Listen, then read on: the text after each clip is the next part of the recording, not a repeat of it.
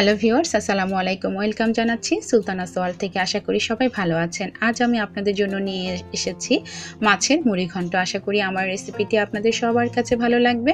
আর ভালো লাগলে অবশ্যই লাইক, কমেন্ট এবং শেয়ার করবেন, সেই সাথে সাবস্ক্রাইব করতে ভুলবেন না। চলুন তাহলে দেখে নেওয়া যাক। এর জন্য আমাদের লাগছে হচ্ছে, আমি এখানে দুটো রুই মাছের মাথা নিয়েছি। মাথাগুলোকে এরকম পার্ট পার্ট খুলে নিয়েছি। মুখের অংশটা, কানের অংশটা খুলে তারপর হালকা করে ভেজে নিয়েছি। এখানে আমি হাফ কাপ ডাল, মুগ ডাল নিয়েছি। ডালগুলোকে ভেজে ভালো করে ধুয়ে আমি পানি দিয়ে ভিজিয়ে রেখেছি। এই পানিটা কিন্তু আমরা ফেলে দেব না, রান্নায় ব্যবহার করব। ডালটা ভিজিয়ে রাখলে ডালটা একটু সফট হয়, তাতে কিন্তু রান্নাটা ভালো হয়। এখানে আমি কড়াইতে তেল দিয়ে দিয়েছি পরিমাণ মতো। তিনটি মাঝারি সাইজের পেঁয়াজ কুচি করে কেটে নিয়েছি। পেঁয়াজগুলোকে আমি হালকা করে ভেজে নেব। খুব বেশি ভাজার দরকার নাই, হালকা করে ভেজে নিলেই হবে, কারণ মুড়িঘণ্টতে খুব বেশি পেঁয়াজ ভাজার প্রয়োজন নেই। পেঁয়াজের কালারটা একটু চেঞ্জ হতে হতেই আমি এতে দিয়ে দিব হচ্ছে দুটো তেজপাতা। তেজপাতাগুলো একটু ভেজে নিব, কারণ তেজপাতার ফ্লেভারটা মুড়িঘণ্টের মধ্যে খুব ভালো লাগে। দিয়ে দিব 1 চা চামচ পরিমাণ রসুন বাটা এবং দিয়ে দিব আধা চা চামচ পরিমাণ আদা বাটা। আদা এবং রসুনগুলোকে আমি তেলের মধ্যে খুব ভালোভাবে ভেজে নেব, যাতে এর র ফ্লেভারটা চলে যায়, মানে কাঁচা গন্ধ চলে যায়। তারপর আমি এতে দিয়ে দিব হচ্ছে সামান্য পরিমাণ পানি। আদা রসুনগুলো ভাজা হয়ে যাওয়ার পর আমি এতে সামান্য পরিমাণ পানি দিয়ে দিব। পানি দিয়ে তারপর আমি একটু নেড়ে দিব। পানিটা ফুটে উঠতে উঠতেই আমি দিয়ে দিব হচ্ছে পরিমাণ মতো লবণ,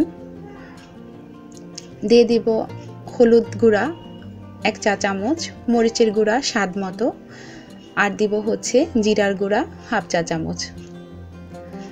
দিয়ে তারপর আবার একটু নেড়ে দিব এবং মশলাগুলোকে আমি কিছুটা কষিয়ে নিব। মশলাগুলোর পানিটা যখন কিছুটা শুকিয়ে যাবে, পুরোপুরি না, কিছুটা কষানো হবে, তখন আমি এতে অ্যাড করে দেব হচ্ছে টমেটো কুচি। আমি এখানে একটা মাঝারি সাইজের টমেটো নিয়েছি। টমেটোটাকে আমি এই মশলার মধ্যে কষাতে কষাতে গলিয়ে ফেলবো।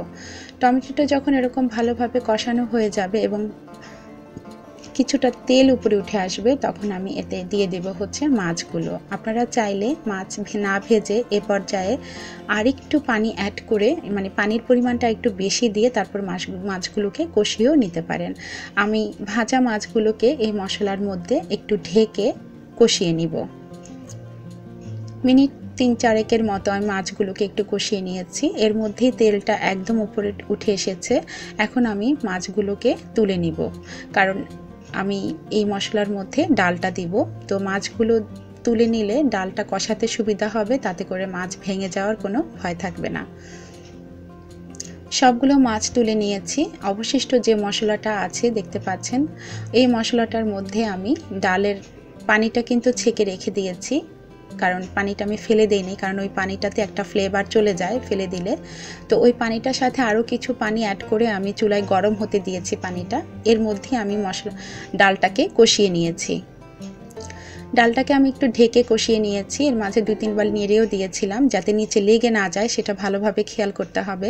ডাল যদি নিচে লেগে যায় তাহলে কিন্তু মুড়িঘণ্টর স্বাদটাই পুরো চেঞ্জ হয়ে যাবে। তো আমি ডালটাকে ভিউয়ার্স খুব ভালোভাবে মশলায় কষিয়ে নিলাম। দেখেন কোনো পানি নেই, মশলাটা সব ডালের সাথে মিশে গিয়েছে।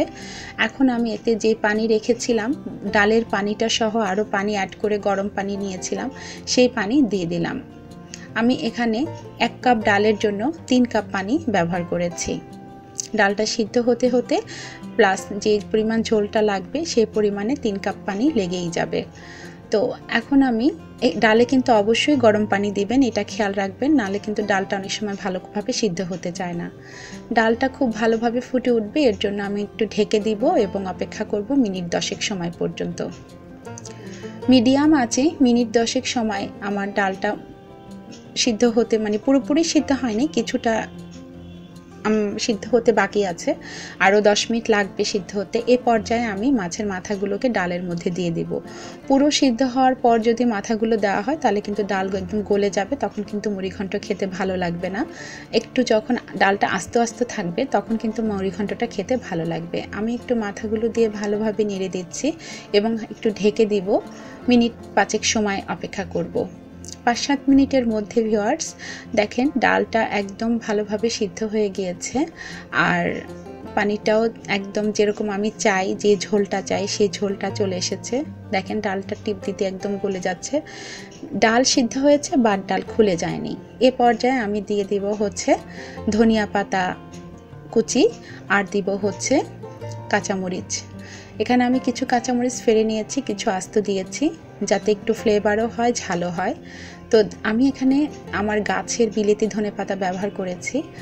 আপনারা চাইলে যে কোনো ধনেপাতাই দিতে পারেন, বিলেতিটা বা দেশিটা যেটাই হোক। এখন একটু হালকা হাতে নেড়ে দিচ্ছি এবং ঢেকে দিব ধনিয়া পাতার সেন্টটা সেট হওয়ার জন্য তরকারিতে মিনিট 2 সময়। 2 মিনিট পর ঢাকনা তুলে দিলাম, একটু হালকা হাঁড়িটাকে দুলিয়ে নিচ্ছি। ভিউয়ার্স, আমার মুড়ি ঘন্ট কিন্তু রেডি। খুব সহজ সাধারণ রান্না করতে, আমরা অনেকেই রান্না করি, তারপরে স্টেপ বাই স্টেপ রান্না করে এরকম মজাদার একটা মুড়ি ঘন্ট দিয়ে কিন্তু 1 প্লেট ভাত খেয়ে নেওয়া যায়। তো ভিউয়ার্স, আজ এ পর্যন্তই, বিদায় নিচ্ছি। ভালো থাকবেন সবাই, আল্লাহ হাফেজ।